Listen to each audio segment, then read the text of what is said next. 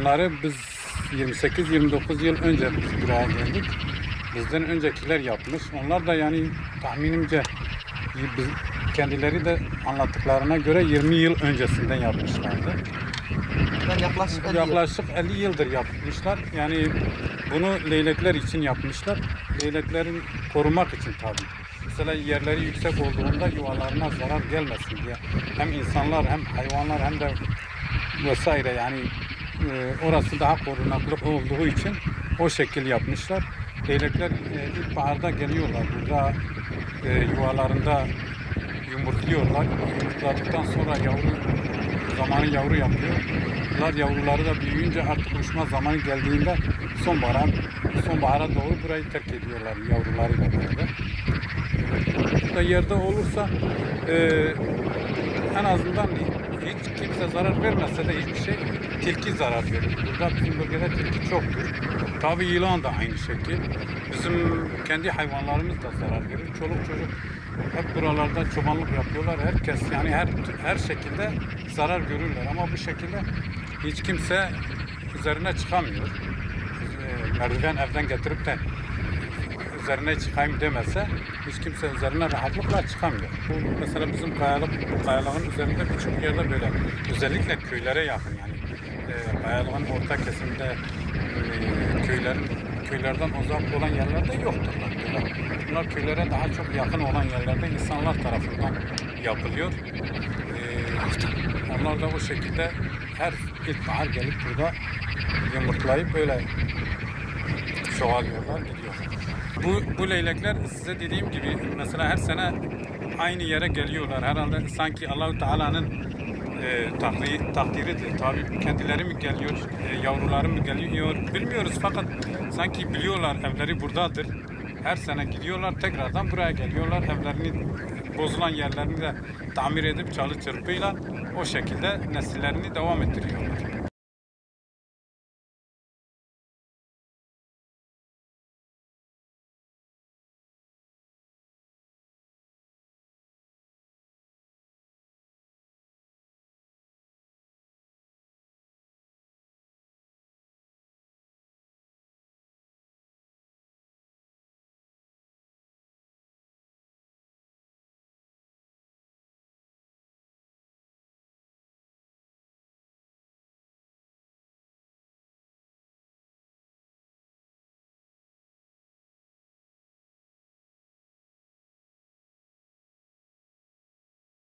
يا دورا مصلحة حي سالم يعني تقريبا مشان والله كان شيء والله لا جاء خرات بيجي يعني تعبيد كان مشي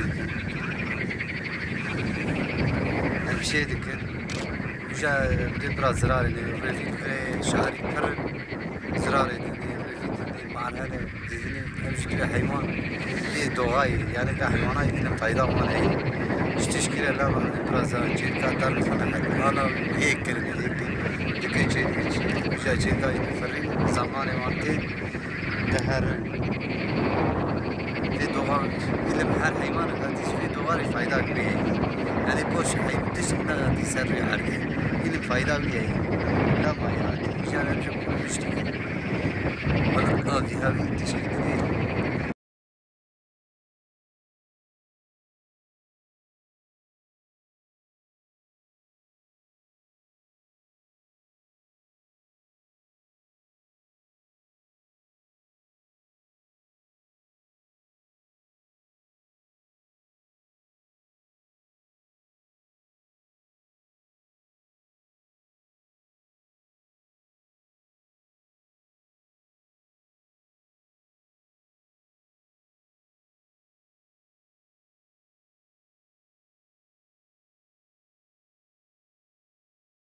أمانة شبان دارن شولي سبر واناي شبان شردكن شبان خبات كيف كده الخب كده إبار أبي شبان بان شيدكن شقا بي سبر أختينن وشيء يدكن حولك شيدكن خايا شيدكن شول ولي خذ كده إبار إذا أوج بلقى جدار صر هني أخت شيدكن نا على شيء ناكن على شيء همت نابن يعني على شيء كن ستار نابن همت نابن نا محفزة نابن جيور شيدكن بي محفزة نابن يبلش سر دارات شيء سر ديراقات شيء بوي محافظي محافظة بنوشي هذا كي كابن عليه بطل ما مش درتنا ما تفرا باقو شنا هبون باقو شنا هبون وبري ما يجي كاش بري هبون الولات ما جهات الولا كوشي مزي دريش هبون إنسان كيف شاسر تابل أوجي شيء ذكر سر شيء ذكر أوجي شيء ذكر شباب ما أنا شيء ذكر تعد ما ترن هبون شيء ذكر كبري ما كوشالي هبون شيء ذكر شعر هذا روكي شيء ذكر روينج شيء ذكر روينج شيء ما يصير أخذ عني سباب وشولي وسبب عينا ذات يركب كلاهي بارا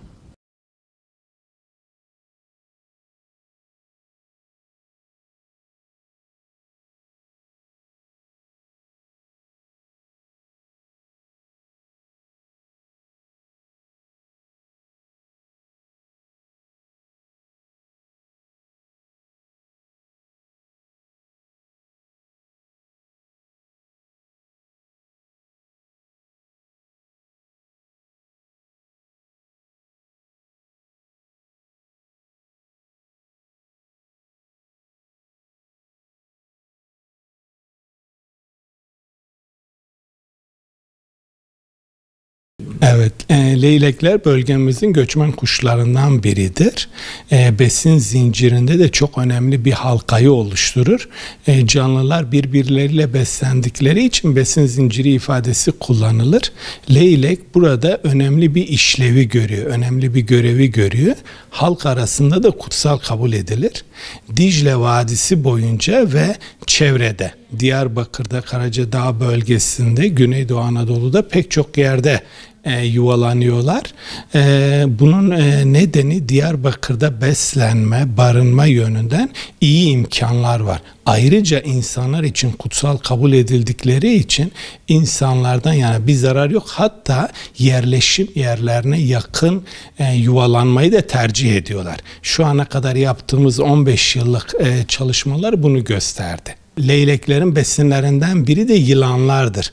Balıklarla, kurbağalarla, çekirgelerle ve diğer böceklerle hatta memeli hayvanlarla beslenir. Dolayısıyla orada bu hayvanların aşırı üremesinin önüne geçerler.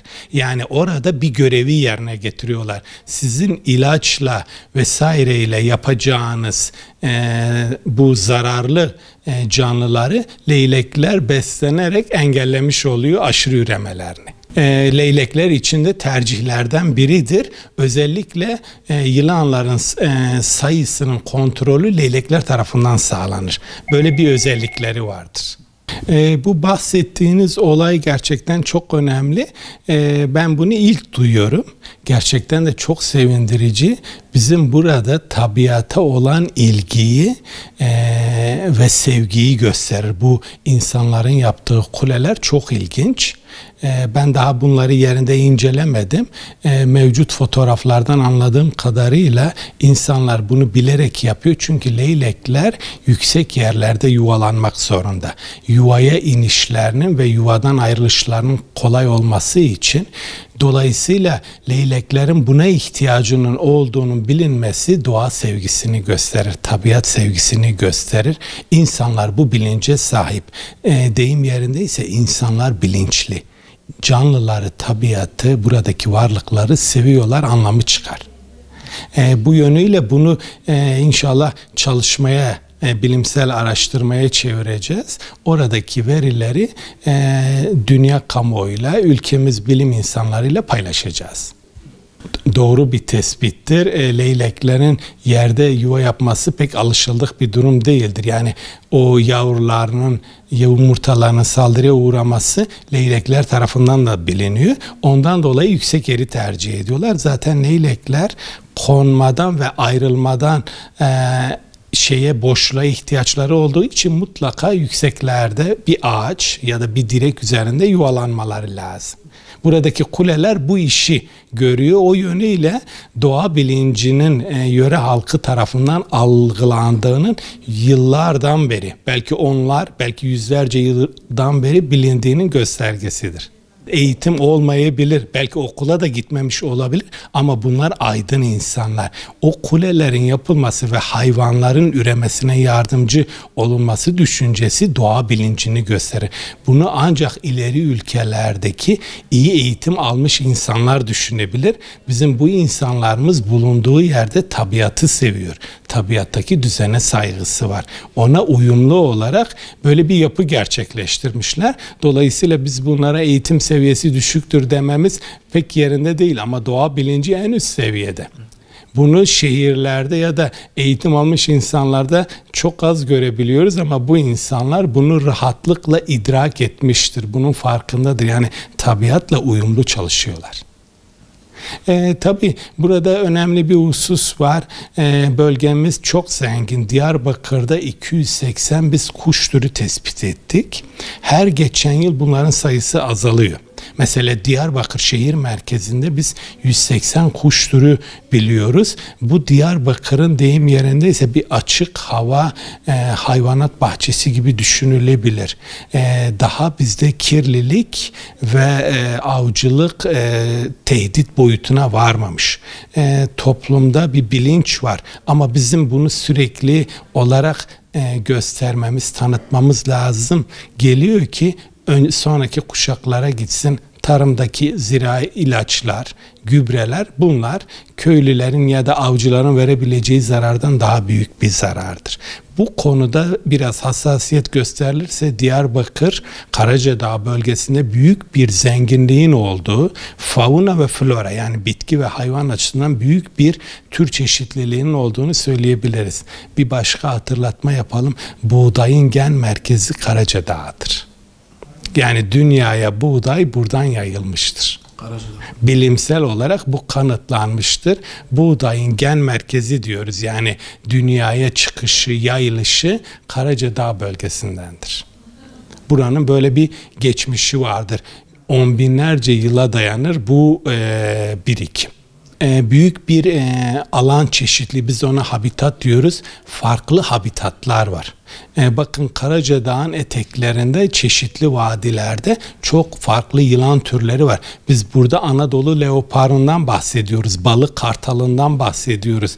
Diğer ötücü ya da diğer türler, kuş türlerinden memeli hayvanlardan bahsediyoruz ve bunlar yeterince araştırılmamıştır. Yani bizim de gayemiz bu bölgede daha fazla araştırma yapmak.